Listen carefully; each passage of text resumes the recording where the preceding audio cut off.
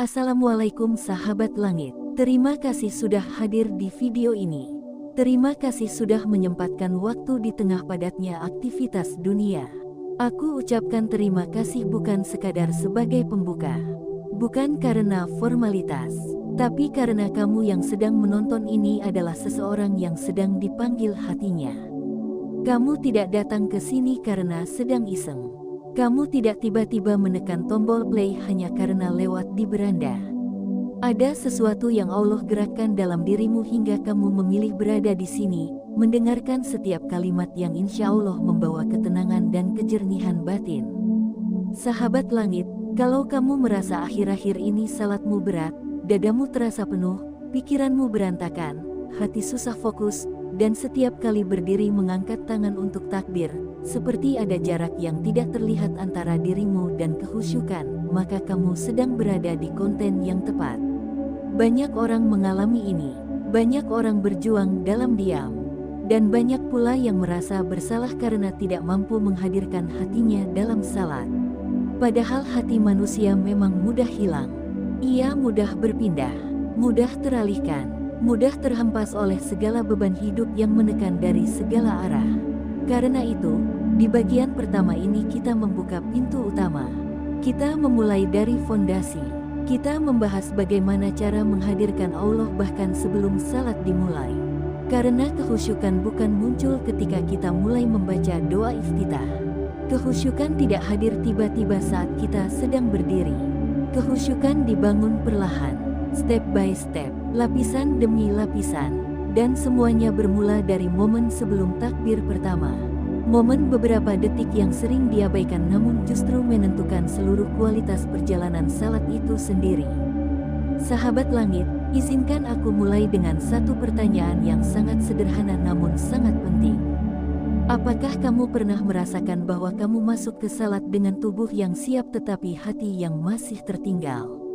Kaki sudah berdiri, tangan sudah terangkat, tapi pikiran masih berlari ke sana kemari. Masalah pekerjaan belum selesai, urusan keluarga masih menekan, rasa cemas belum reda, kenangan masa lalu masih mengusik, pikiran masa depan masih mengganggu. Dan di tengah semua itu kamu mencoba untuk fokus. Kamu mencoba memaksa diri agar khusyuk. Namun semakin dipaksa, semakin sulit rasanya.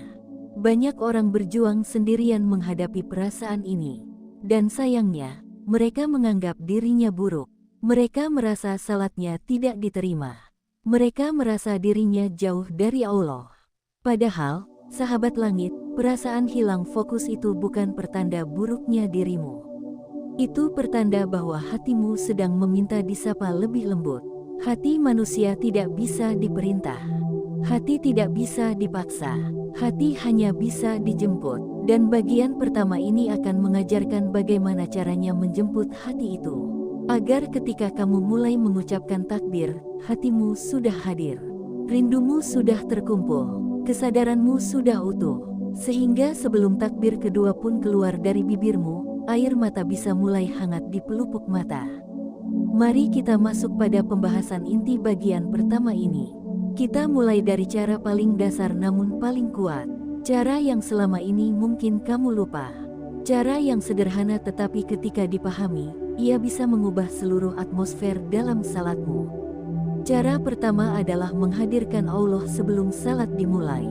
Banyak orang memulai salat terlalu cepat, terlalu terburu-buru. Tubuh sudah berdiri tetapi hati belum siap. Dalam kehidupan dunia, ketika kita akan bertemu seseorang yang sangat kita hormati, kita pasti menyiapkan diri terlebih dahulu. Kita merapikan penampilan, menenangkan diri, dan membangun mental agar pantas berada di hadapannya. Begitu pula ketika kita akan bertemu Allah dalam salat, ada persiapan batin yang harus dilakukan. Ada momen hening yang perlu dihadirkan.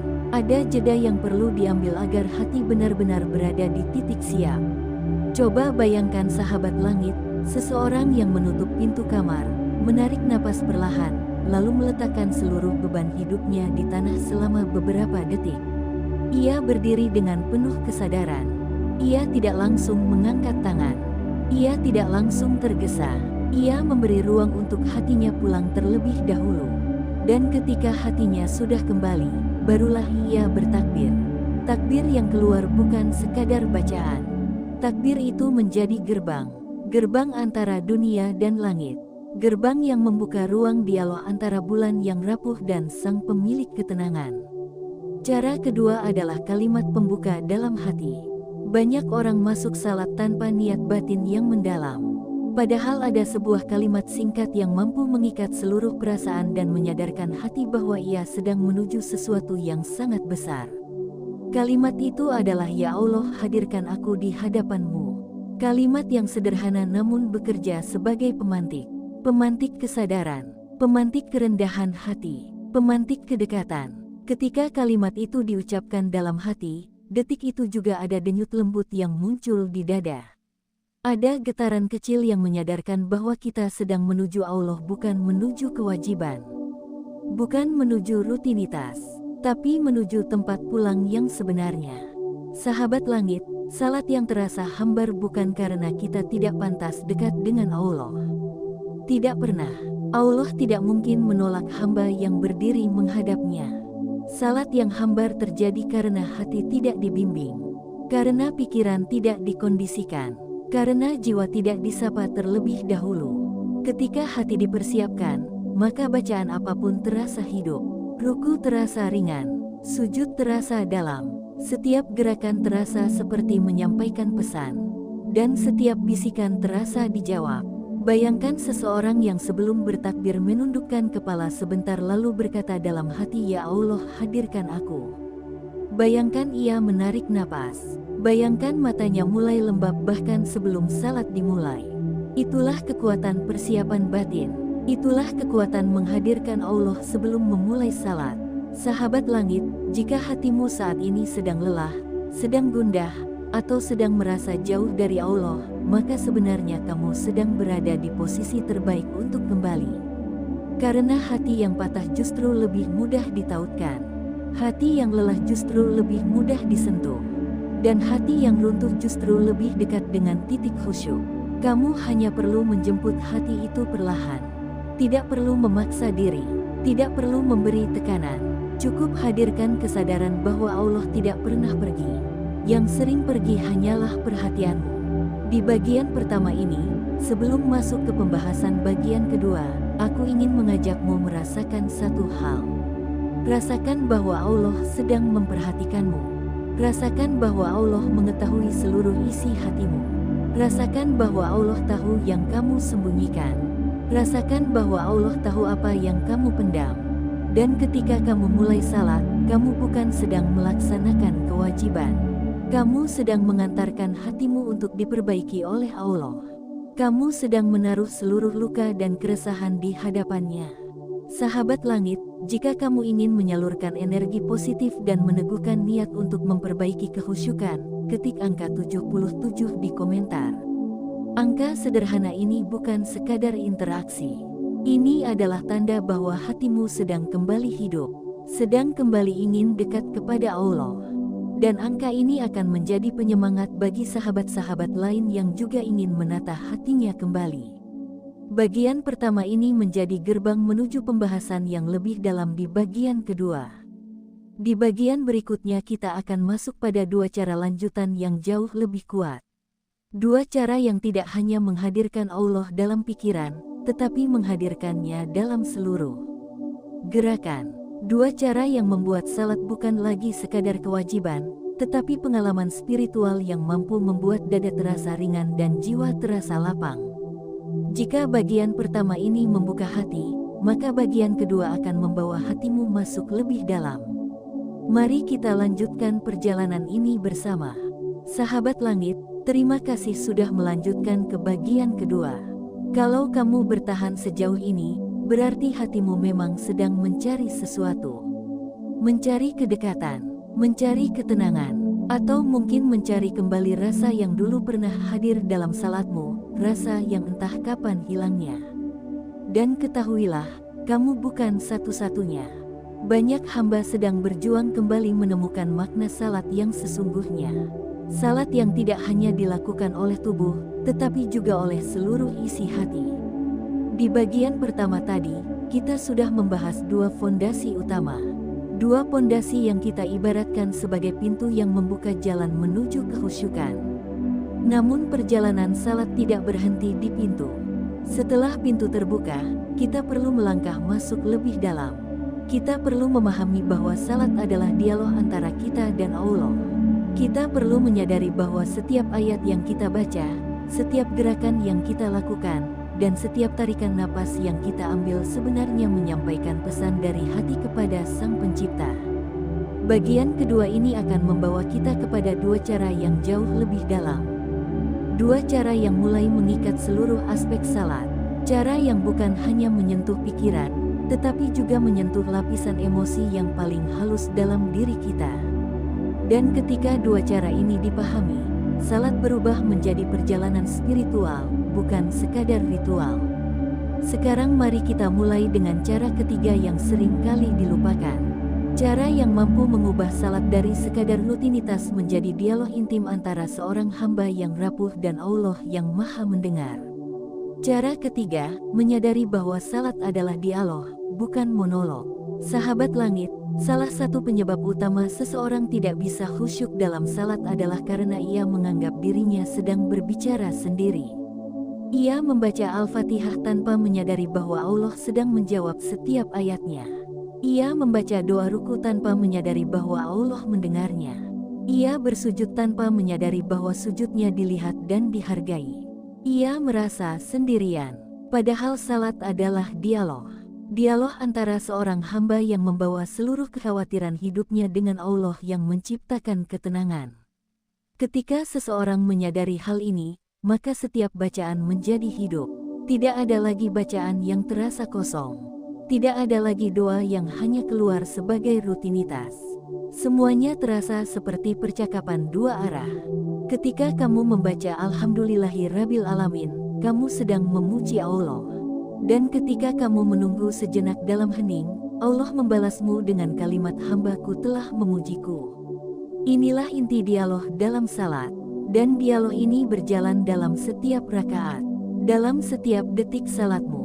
Bayangkan sebuah percakapan antara dua orang yang sangat dekat. Orang pertama berbicara dengan suara penuh rasa syukur dan orang yang kedua menjawab dengan suara yang lembut namun penuh wibawa. Ketika kamu menghayati salat sebagai dialog, maka bacaanmu tidak lagi kering. Tidak lagi terasa sebagai kewajiban. Bacaanmu akan terasa seperti sedang menyampaikan isi hati secara langsung kepada Allah. Setiap huruf yang keluar terasa memiliki makna. Setiap kalimat terasa memiliki tujuan. Sahabat langit, banyak orang merasa hambar dalam salat karena mereka merasa sendiri. Padahal Allah tidak pernah meninggalkanmu. Bahkan ketika kamu dalam keadaan terburuk sekalipun. Bahkan ketika kamu membaca surat yang kamu hafal sejak kecil. Bahkan ketika suara bacaanmu lirih. Allah mendengar semuanya. Salat menjadi indah ketika kamu tidak merasa sedang membaca sesuatu, tetapi sedang berbicara.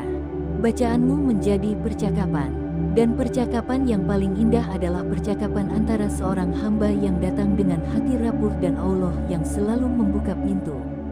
Ketika kesadaran ini hadir, banyak orang merasakan dadanya terasa longgar. Banyak yang merasa sujud menjadi lebih lama.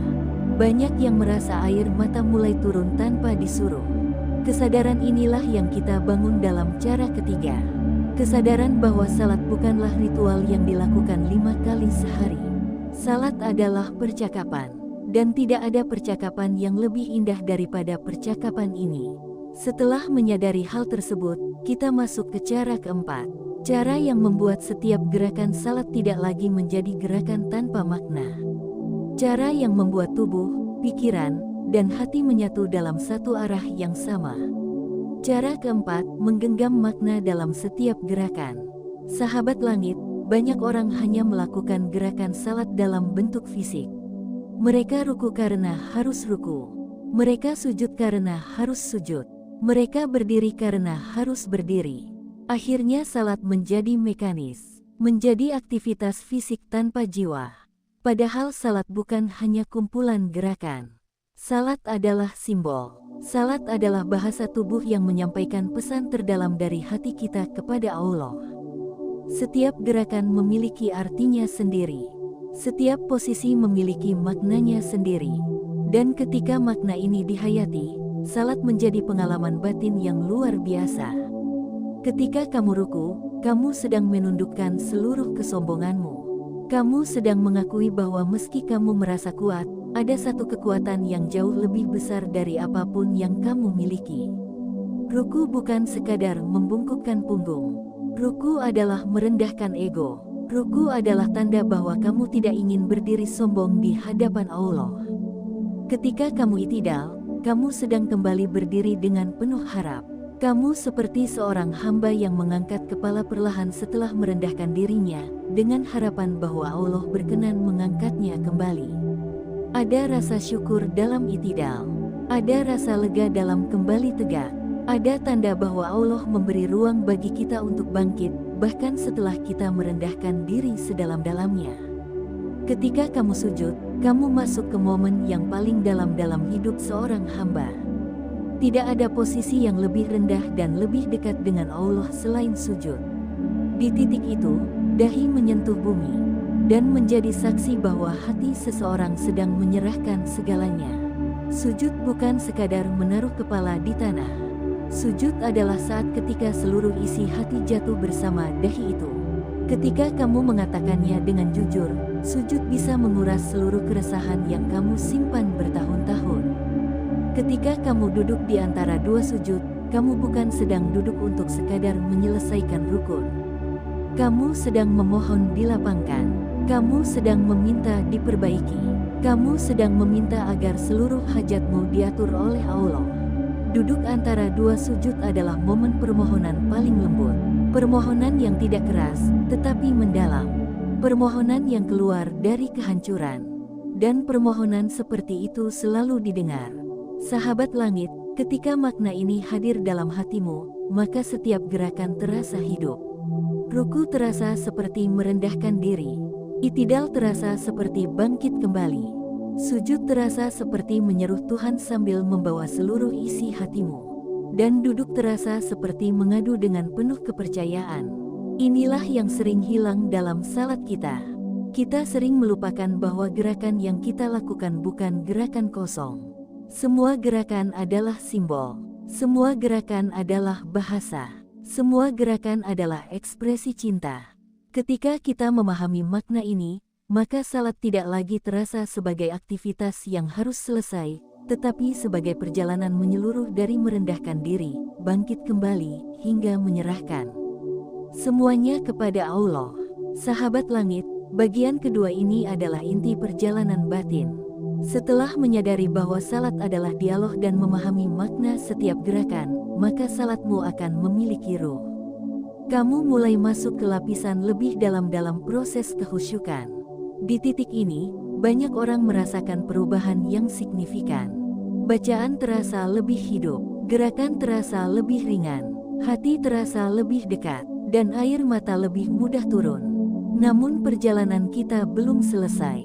Masih ada dua cara terakhir di bagian ketiga. Dua cara yang sangat kuat. Dua cara yang biasanya membuat seseorang tidak hanya berubah dalam salat, tetapi juga berubah dalam hidup. Dua cara yang membuat salat terasa seperti ruang penyembuhan. Dua cara yang membuat seseorang menangis bahkan sebelum takbir kedua. Sahabat langit, mari kita lanjutkan perjalanan ini. Mari kita masuki bagian ketiga dengan hati yang lapang. Bagian yang akan membahas bagaimana menghadirkan rasa kematian dalam salat dan bagaimana menumpahkan seluruh isi hati pada sujud terakhir. Bagian ketiga adalah puncak perjalanan. Dan dari puncak inilah kita akan menuju kesimpulan yang indah. Jika hatimu siap, mari kita bergerak ke bagian selanjutnya. Saudaraku para pencari cahaya, terima kasih masih bertahan hingga bagian ketiga dari perjalanan batin ini. Jika kamu sudah sampai di titik ini, itu tandanya hati kamu sedang dipilih oleh Allah untuk menerima sesuatu yang lebih besar daripada sekadar pengetahuan. Kamu sedang digerakkan menuju perubahan. Bukan hanya perubahan dalam salatmu, tetapi perubahan dalam seluruh hidupmu. Dan ketahuilah, kamu tidak tiba di bagian terakhir ini karena kebetulan. Semakin jauh kamu menyimak, semakin kuat tanda bahwa Allah sedang mengajakmu pulang. Pulang pada rasa yang dulu pernah kamu miliki ketika salat pertama kali menggetarkan dadamu. Pulang pada damai yang pernah kamu rasakan di usia kecil, ketika sujud terasa seperti kembali ke rumah. Hari ini, di bagian ketiga ini, kita akan masuk ke rahasia terdalam. Bagian yang tidak banyak orang tahu. Bagian yang tidak banyak orang siap untuk menerimanya. Bagian di mana salat bukan hanya terasa ringan. Bukan hanya terasa nikmat, tetapi benar-benar terasa langit. Seolah setiap sujud memecah gelap hidup, setiap bacaan menyibak tabir makna, dan setiap salam membuka pintu-pintu pertolongan yang selama ini tertutup. Mari mendekat, saudaraku. Kita jelajahi bagian yang paling sunyi namun paling berpengaruh dalam salatmu. Tanda hubung tanda hubung tanda hubung. 1. Ketika salat menjadi rumah bagi jiwamu. Ada satu titik dalam hidup seseorang ketika ia tidak lagi salat karena kewajiban. Ia salat karena tidak mampu hidup tanpa itu. Inilah titik yang jarang ditembus manusia. Dan hanya orang-orang yang bangkit berkali-kali dari jatuhnya yang dipilih untuk mencapainya. Orang yang sampai titik ini mulai menyadari bahwa dunia tidak pernah memberi apa yang dijanjikan. Kekayaan tidak menenangkan. Tepuk tangan tidak memuaskan. Keberhasilan tidak menyembuhkan. Hanya ketika dahi menyentuh tanah, ada rasa pulang yang tidak ditemukan di tempat lain. Di titik seperti ini, sujud menjadi ruang paling aman. Meskipun dunia di luar penuh tekanan, di dalam sujud ada sesuatu yang membuatmu bertahan.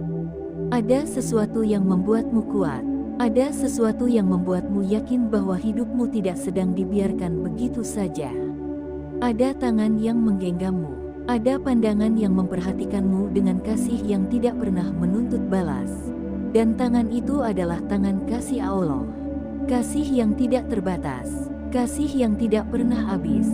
Kasih yang seringkali baru kita sadari ketika sudah tidak ada tempat lain untuk bersandar. Jika salatmu belum sampai di titik menjadi rumah, tenanglah. Setiap rumah dibangun pelan-pelan. Dan faktanya, kamu sudah mulai pindah ke rumah itu saat pertama kali kamu berusaha memperbaiki salatmu, meskipun hanya 1%. Tanda hubung tanda hubung tanda hubung. 2. Rahasia besar, salat tidak mengubah hidupmu sampai kamu mengubah dirimu saat salat. Banyak orang melakukan salat tetapi tidak merasakan perubahan. Tetapi sedikit yang sadar bahwa salat bukan sekadar ritual. Salat adalah cara Allah mengajarkan tentang perubahan. Lihatlah. Ketika kamu takbir, kamu meninggalkan dunia. Ketika kamu ruku, kamu merendah. Ketika kamu sujud, kamu luluh. Ketika kamu duduk di antara dua sujud, kamu memohon dengan rendah hati. Ketika kamu salam, kamu kembali ke dunia dengan jiwa baru. Salat adalah miniatur perjalanan hidup. Dari dunia, menuju kehinaan, lalu bangkit kembali sebagai manusia yang lebih baik. Tetapi banyak orang hanya menggerakkan tubuhnya tanpa menggerakkan jiwanya. Dan disinilah rahasianya. Salat tidak mengubah hidupmu jika dirimu tidak berubah saat salat. Perubahan itu kecil, tetapi besar efeknya. Seperti mengakui kesalahan saat sujud, menerima bahwa kamu tidak berdaya tanpa pertolongan Allah. Mengaku bahwa kamu butuh dituntun, bukan hanya diberi nikmat. Merasa malu atas dosa, bukan hanya takut siksa. Ketika hatimu berubah walau sedikit saja, salatmu mulai naik ke langit. Tanda hubung tanda hubung tanda hubung. 3. Momen paling sakral, ketika Allah menatapmu di sujud terakhirmu. Setiap orang punya satu sujud yang menentukan arah hidupnya. Tidak ada yang tahu kapan sujud itu terjadi. Mungkin malam nanti, mungkin minggu depan, mungkin ketika sedang sangat lelah. Mungkin ketika hatimu sedang patah. Sujud itu biasanya diiringi tangis. Bukan tangis memelas, tetapi tangis lega. Tangis pasrah. Tangis seorang anak yang akhirnya menemukan jalan pulang setelah tersesat terlalu lama. Dan pada sujud itu, ada satu cahaya yang turun. Cahaya yang tidak terlihat, tetapi terasa. Cahaya yang mengubah cara kamu memandang hidup. Cahaya yang membuat kamu berkata dalam hati bahwa hidup ternyata sederhana selama disandarkan pada Allah. Jika kamu pernah merasakan sujud yang seperti ini, berarti kamu sedang diawasi oleh kasih yang besar. Jika kamu belum merasakannya, jangan cemas. Ironisnya, sujud seperti itu paling sering turun kepada orang yang merasa tidak layak. Allah memilih hati yang retak, bukan hati yang sombong. Tanda hubung. 4. Salat yang membuka pintu pertolongan yang tidak kamu minta. Ketika salatmu mulai terasa langit, ada hal aneh yang mulai terjadi dalam hidupmu. Masalah yang lama menggantung tiba-tiba terasa lebih ringan meskipun belum selesai. Pintu yang lama tertutup tiba-tiba sedikit terbuka. Rezeki yang dulu seret tiba-tiba menemukan jalannya. Bahkan doa-doa yang lupa kamu ucapkan mulai dikabulkan satu persatu. Semua itu terjadi bukan karena kamu ahli ibadah, tetapi karena salatmu sudah dibumbui dengan keikhlasan. Dan keikhlasan adalah bahasa yang paling cepat naik ke langit. Ada orang yang salat tanpa berharap apapun, hanya ingin dekat dengan Allah. Tetapi justru orang seperti ini yang mendapat banyak hal tanpa diminta. Karena Allah jauh lebih tahu apa yang kamu butuhkan daripada apa yang kamu minta. Dan ketika pertolongan itu datang, kamu akan paham satu hal yang jarang disadari manusia. Ternyata selama ini kamu tidak pernah sendiri. Tanda hubung. 5. Rahasia penutup, salat terasa langit ketika kamu berhenti mencari sensasi dan mulai mencari pemilik kedamaian. Ada orang yang salat hanya agar terasa nikmat. Tetapi nikmat itu tidak datang ketika kamu mengejarnya. Nikmat hanya turun ketika kamu mencari pemilik nikmat itu. Semakin kamu mencari rasa, semakin jauh rasanya. Semakin kamu mencari Allah, semakin dekat semuanya. Salat terasa langit bukan karena kalimat-kalimat panjang yang kamu baca. Bukan karena lama atau cepatnya rukukmu. Bukan karena sujudmu yang basah oleh air mata. Tetapi karena niatmu yang jujur. Karena hatimu berjalan lebih cepat daripada tubuhmu. Karena jiwamu sudah berada di hadapan Allah bahkan sebelum tubuhmu berdiri menghadap kiblat. Dan ketika ketulusan itu hadir walau sesaat, pintu langit terbuka. Tanda hubung. 6. Kamu akan mulai merasakan hal ini dalam hidupmu. Ketika salatmu benar-benar menyentuh langit, perubahan itu tidak hanya terasa di sajadah, tetapi juga dalam kehidupan sehari-hari. Kamu akan mulai lebih tenang meski masalah belum selesai, lebih sabar meski kondisi belum membaik, lebih mudah memaafkan meski orang lain tidak minta maaf, lebih ringan dalam menyikapi rezeki, karena kamu tahu siapa yang memberi, lebih terarah dalam mengambil keputusan. Itu adalah tanda-tanda bahwa hatimu sudah ditembus cahaya. Cahaya yang hanya diberikan kepada orang yang sedang dididik langsung oleh Allah melalui salat. Inilah titik yang hanya bisa dicapai oleh orang yang hatinya lembut, bukan orang yang ibadahnya banyak. Orang yang jujur dalam kekurangannya, bukan orang yang membanggakan amalnya. Tanda hubung. 7. Penutup bagian 3, kamu sedang dipilih. Jika kamu masih membaca bagian ini, itu tanda kuat bahwa kamu sedang dipilih untuk perjalanan yang lebih tinggi. Perjalanan yang tidak semua orang sanggup jalani.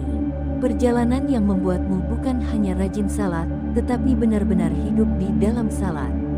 Dan ingatlah, orang yang hatinya dipilih selalu diberi rasa gelisah terlebih dahulu. Gelisah untuk berubah, gelisah untuk mendekat, gelisah karena menyadari bahwa ia telah jauh dari Allah.